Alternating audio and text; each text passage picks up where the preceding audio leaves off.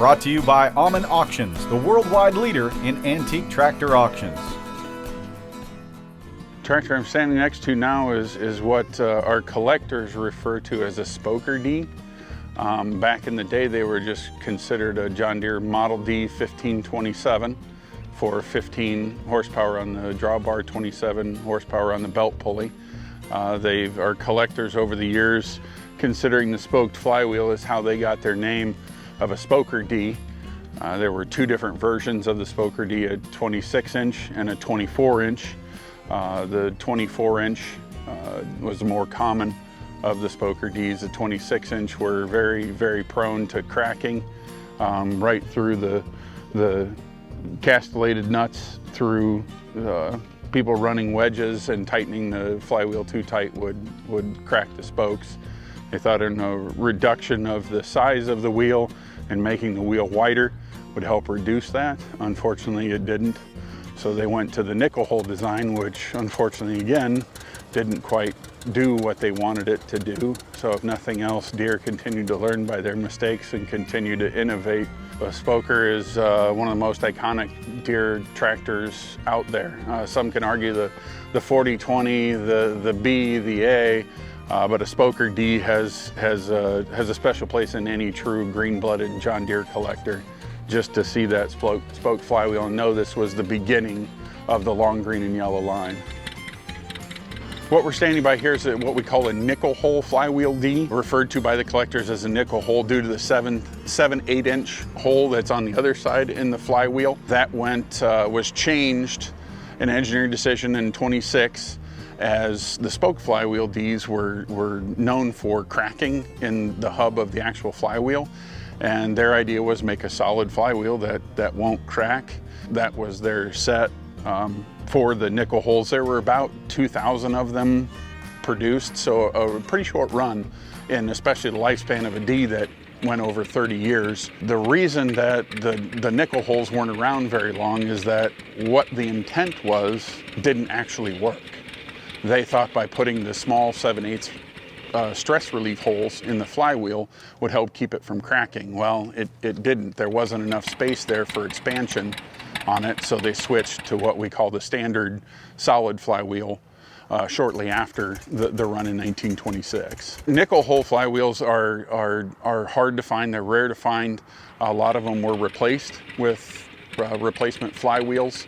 For the true D collector, they are one of the top things to find, even above a Spoker, but it takes a true collector to understand the rarity of it and enjoy the rarity of it. But to find something in this condition, you'd be hard pressed to find this good of an original nickel hole in this set, and it's taken quite a while for this hobby to understand the appeal of original tractors.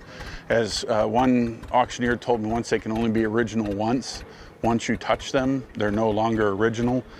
You can blame that on a lot of the guys that back in the 90s that I want this thing perfectly beautiful, let's paint it, let's get it done. So I'm assuming there were a number of tractors that never should have been touched, to where this one is a true survivor for today and a very rare piece. The amount of care, time, love, money spent on the restoration of these tractors is a million times more than ever out of the factory. You have to remember, when they were built, paint was on there to keep it from rusting.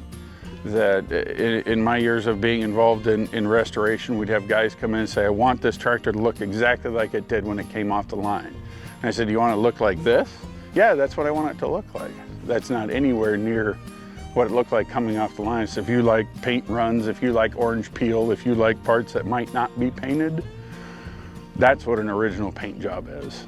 So to have the care and the love gone into the restoration, that every bolt was cared for, every gasket, every piece that was done.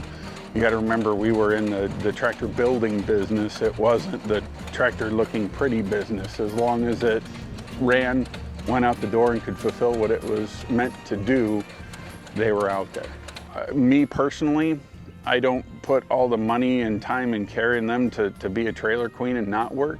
I would rather go out and plow or pull a people mover wagon or do something with the tractor that it was intended to do from For my set, the worst thing you can do for them is let them set. They're prone to leaking as they are, let alone they were designed to work. So to me, having an older restoration, having a good original, but there's places to have pretty tractors as well. I think I like all of them myself. The nice thing about the Ds are they're heavy, they're throaty, they're torque based, they're meant to do grunt hard work. You could run a thresh machine with them, you could plow with them. That's what most of them spent their lives doing.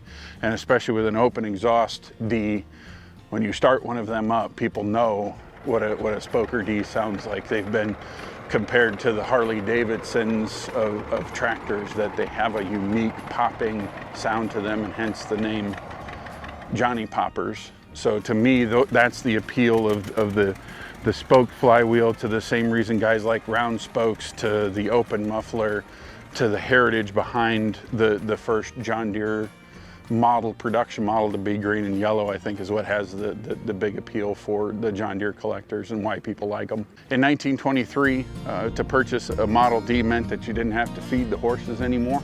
Didn't have to mean that once the horses were ready to rest that you had to stop working. It meant production, it meant larger farming acreage to increase their farm production, more time spent on the wheel. Basically meant a new living for their family and taking their farming operation to the next level.